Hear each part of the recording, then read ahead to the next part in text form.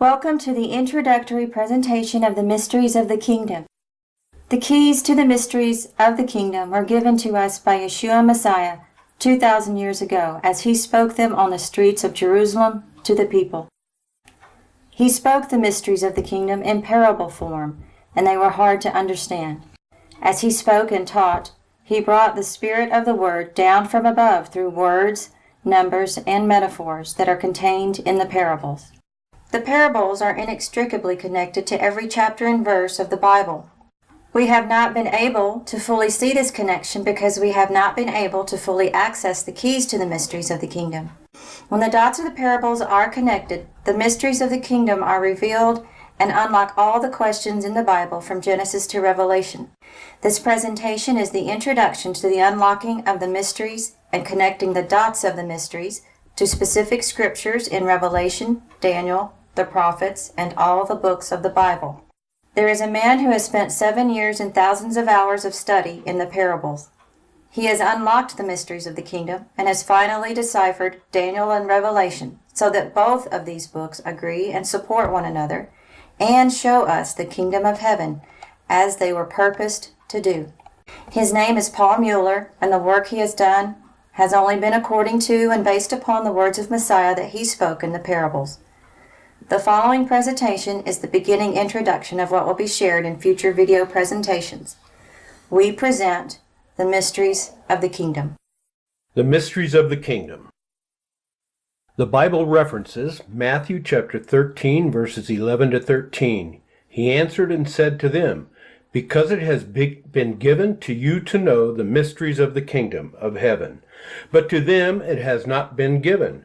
For whoever has, to him more will be given, and he will have abundance. But whoever does not have, even what he has, will be taken away from him. The haves and the have-nots. What is the have and what is the have-not? What possession is the have or has that Yeshua is speaking of here? In Matthew 13, verse 8, Yeshua told us that the rewards for the kingdom of heaven is threefold, the 30, 60, and 100-folds. We can equate this to knowledge, understanding, and 100-fold wisdom. Intuitively, we know this to be called rewards, as we see all throughout the Word. One will have rewards by having accumulated knowledge that transforms with more knowledge for understanding and finally culminates in 100-fold wisdom. By segueing to the Matthew 25 parable of the talents, we get a concrete, tangible, and objective answer to our question. We will get to the details of the talents parable later, but for now we can easily see that the 5-talent servant of Matthew 25 is the 100-fold servant who has wisdom. By default then, the single-talent, wicked and lazy servant is the 30-fold servant. The question still remains, what are the rewards for the next kingdom age? Matthew 25, 21, and 23 explicitly states that the 5 and the 2-talent servants are made or given to rule over many things. The reward is rulership. Now back to Matthew 13, verse 13, and the sower parable. Yeshua then tells us that the mysteries of the kingdom of heaven are bound up in the parables. He says, "Therefore I speak to them in parables, because seeing they do not see, and hearing they do not hear, nor do they understand." For emphasis, not understanding the workings, network, and the spirit of the words written in the parables leads to the have-nots. Much later in the YouTube, we will discuss what the have-not is by using scriptural anchor points that define what the have-not is. In this case, the scriptural anchor point is Matthew 25, 25, and 28. No explanation of scripture will be given in the following presentation from imagined personal thoughts of my mind. Every explanation will be explicitly and solely presented by connecting one spiritual text to another. By connecting these anchor point dots, we will see a pattern. Once we see the pattern repeat several times, we will call it a paradigm and a spiritual law. These spiritual laws are eternal, and later we will come to know them as the one mind of Elohim. This eternal law is anchor pointed in Revelation 17:13 and 17. Eternal laws of the one mind come down to us from the vertical spirit of Elohim above. All laws that come to us from Elohim are eternal. The physical universe also has eternal laws. They are popularly and academically known as physics. The sciences began collecting data about the universe all the way back to the beginning. If the data they observed was repeated, they called it a theory or theorem. If the theoretical applied data repeated with the same result, it eventuated in being called a physical law of the universe. The laws of gravity, light, and sound are such laws that have been established by the collecting and testing of data. By the advent of the 20th century, Einstein accessed the privilege of all preceding centuries of data and physical laws to establish the law of E equals mc squared. Man could not have entered the realm of space travel if the mc squared theorem was not discovered. Einstein did not create the mc theorem. He merely discovered it. It was always there, even back to the first stargazers. The physical laws of the earth are eternal horizontal laws. In 1 Corinthians 15:44-46, Paul elucidated on this basic first horizontal and physical law of the earth and named it natural law. In the same manner, these horizontal laws of the earth that are eternal are the counterpart of the vertical spiritual laws from the one mind of Elohim. The mysteries of the kingdom are now being revealed by noting paradigms first, testing the paradigms, and then assigning them a paradigm designation just as Einstein did. These paradigms represent the mysteries of the kingdom. The patriarchs were not given access to the mysteries of the kingdom. In Matthew 13:17 and 35, we are told that the patriarchs or prophets were not given access to the mysteries of the kingdom. Matthew 13:17 and 35, for assuredly I say to you that many prophets and righteous men desire to see what you see and did not see it, and to hear what you hear and did not hear it. Why and how? Vicariously, he told us in the earlier verses that the mysteries of the kingdom are bound up in the parables. Abraham, Isaac, and Jacob did not have Yeshua's words and parables to discern the mysteries which have always been in the Word from the beginning. The parables joined together and networked with the connecting dot-to-dot patterns and paradigms reveal the mysteries. Not even Moshe or Daniel knew the mysteries. Nevertheless, they all wrote by divine inspiration. The Jewish people who rejected the Messiah refused to seek out the mysteries because of their anti-Christian bias. The apostles nor Paul never put together or understood the mysteries of the kingdom from the one mind of Elohim perspective. If they had or understood the mysteries, then they would have passed them along as the keys for us to use. Again, why? The mysteries of the kingdom were and still are hidden within the literal text. In Matthew 13:35, Yeshua says, that it might be fulfilled which was spoken by the prophet, saying, I will open my mouth in parables and utter things kept secret from the foundation of the world. In Revelation 19:13, Yeshua Messiah is called the Word. So back in Psalms 78:2, he said, that is, Messiah, the Word said, the mysteries of the kingdom were and are hidden within the literal text. The mysteries are there. We just need the keys, the patterns, and the paradigms to understand them. Messiah told us what he was going to do, and then he did what he said he was going to do when he dropped all the parables at our feet 2,000 years ago. Once we understand that the mysteries are bound up in the parables, all we need to do is discover the keys to the repeating scriptural patterns by connecting the dots. Certain words and certain patterns incessantly repeat in the Word. All we have to do is find the repeating patterns, tag it with a paradigm name, and then find other repeating paradigms from one end of the book to the other in a dot-connecting fashion. For instance, Messiah was in the grave for 3 days and then he resurrected. Likewise, Jonah was in the belly of the fish for 3 days and then burped on shore. The common pattern and refrain is 3.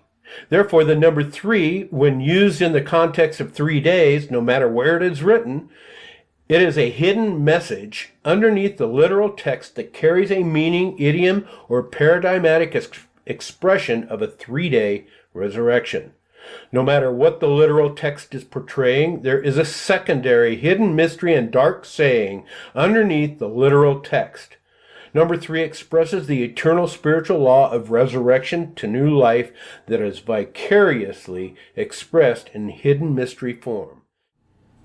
Backing up a couple paragraphs in Psalm 78, 2 through 6, which depicts and admonishes teaching the parables and the paradigms, there is a continuing example of the hidden patterns and paradigms. Most of the time, it takes a substantial amount of setup and research to clearly see the hidden paradigms. In Psalm 78, verses 4 and 6, there is a clear and present hidden message regarding the forthcoming and now present knowledge of the paradigms. The paradigm is called the second Adam. It was Paul who introduced us to the second Adam paradigm in 1 Corinthians 15:46. Now we can understand what Paul was telling us when we anchor point 1 Corinthians 15:46 to Psalms 78 verses 4 and 6. In verse 4 of Psalm 78, we are told that the parables will not be hidden from the children. We, in this present time, are the children that are referenced there. We are the children of the generation to come. In verse 6, the same paradigm repeats with different wording. Strong 314 is used twice in those verses and translated as come. This word come, this is a second Adam paradigm wherever it is used. It just so happens that in this Psalm passage, this is a quintessential usage of this word and paradigm. The inspired words of Paul were foretelling of the revealing of the mysteries of the kingdom as they relate to Yeshua's words of Psalm 78. Paul earlier warned us of the mysteries of the kingdom in 1 Corinthians 2:7. This is incredibly amazing. This is just a tiny example of how the hidden patterns and paradigms reveal God's hidden secrets and mysteries of the kingdom if we diligently seek Him. Are these patterns and paradigms a new phenomenon? No, we just never did enough work to discover this phenomenon in the same way that Einstein did the hard work for his discovery. Everybody knows that whenever the rock is mentioned, it is vicariously referencing the Messiah by metaphorical euphemisms or shadow pictures. Everybody knows that the 7307 Ruach wind is a spirit of Elohim. Everyone knows that the lion is referring to the Messiah, and the lamb also references the Messiah. If rocks, wind, lions, and lambs are hidden mystery metaphors depicting the Messiah, if the number 3 is a metaphor for the resurrection, can we be tempted to conclude that many, most, or all of the Hebrew nouns and verbs are metaphors for hidden mysteries? The answer to that is a categorical yes. The forthcoming YouTube presentations will begin to unravel all of these mysteries. For now, consider asking yourself, what is a hidden mystery and metaphor for a serpent, a dragon, Leviathan, a unicorn? None of these creatures or things, whatever they are, they do not exist in our physical universe. They have to mean something else. Given the underlying mysteries of the few words mentioned already, we can assume that these additional 4 words are inextricably linked to eternal spiritual meanings. What is the bowl of the bowl judgments? Can we find a pattern, an irrefutable pattern and paradigm that gives us a concrete, tangible, and objective understanding from the Father above for the meaning and metaphor for the bowl? The answer again is yes, but there is much, much groundwork to lay first. The tree of 2416 life is mentioned in Genesis. How is it that the beast of Revelation is the same strong 2416 word? Can it be that we have never discovered the hidden mystery pattern and paradigm of this word? If we know the original and ancient meaning for the bowl, will we be able to find the hidden eternal pattern and paradigm for the beast? Leopards don't have wings. Will we be able to find the eternal hidden mystery pattern that defines the metaphor for the winged leopard? Words of the literal text have different meanings. The meanings are hidden in the literal text as metaphors. Words like serpent, snake, fire, sea, mountain, hill, earth, north, west, east, south, silver, bronze, gold, tin, lead, and iron. All of these words are metaphors that depict mystery messages. By looking up each and every mention of these words in the book, we can begin to see the patterns of how they are crafted and constructed by Elohim to portray spiritual laws hidden to our eyes and ears for over 5,000 years. Every number in the scriptures is a metaphor for a spiritual law that never changes. All eternal spiritual laws can come down vertically from above. This eternal vertical and horizontal law is depicted in the two sins of blasphemy of Matthew 12 and Mark 3. This law of the two sins of blasphemy has never been taught from the one mind of Elohim to this very day. The two sins of blasphemy is anchor pointed by paradigm context to virtually every chapter and verse in the book. Once we know this and many other laws, we will be able to fluently read and understand the Bible. Not only is this true for the narrative texts, we will be able to read and understand the hidden mysteries of the poetic texts as well. Gog and Magog are eternal spiritual paradigms and laws from the one mind of Elohim. Megiddo and Armageddon are eternal laws of the next kingdom age that cannot be separated from the bowl judgment paradigm law. Armageddon is eternally anchor pointed to thousands of verses in the scriptures if we have eyes to see and ears to hear. The abomination of desolation is another eternal law that is woven into the fabric, network, and labyrinth of the workings of the bowl judgments and the one mind of Elohim. We can learn and know all of these things, but why now? We know something is up by the signs of the end times. Why do you have your go bag ready if there is not something going on? Where are you going, or when, and why? The following presentation uncovers the mysteries of the kingdom that were dropped at our doorstep like a newspaper on Sunday morning 2,000 years ago. The keys to the mysteries were not given to the apostles, just as they were not left for the patriarchs. The keys to the kingdom mysteries were lost until just recently, but now they are found. We have been reading and studying Torah portions for 5,000 years. We have been reading and attempting to understand Daniel and Revelation for 5,000 and 2,000 years respectively. Torah portion studies is a horizontal doctrine of men handed down to us by the rabbis of old. There is no law, instruction, or mandate from the vertical spirit above to study Torah portions. People cannot teach what they don't know. The eternal laws and the paradigms of the one mind of Elohim have never been understood until now. Is it not prudent and wise to investigate the mysteries of the kingdom as mandated by Yeshua, our vertical one mind of Elohim? All those that dare to venture into the attached YouTube channel should prepare to have your heart and mind changed forever. The Spirit is coming down from above. I cannot give it to you. You must reach out, receive it, and take the Spirit for yourself. If one so chooses to engage oneself in the eternal fruit of the Spirit, be prepared to never look back. When one discovers the true Spirit, one will be able to unambiguously discern the difference between the truth and the lie. One will no longer have to use the crutch of the false prophet teachers to discern the truth.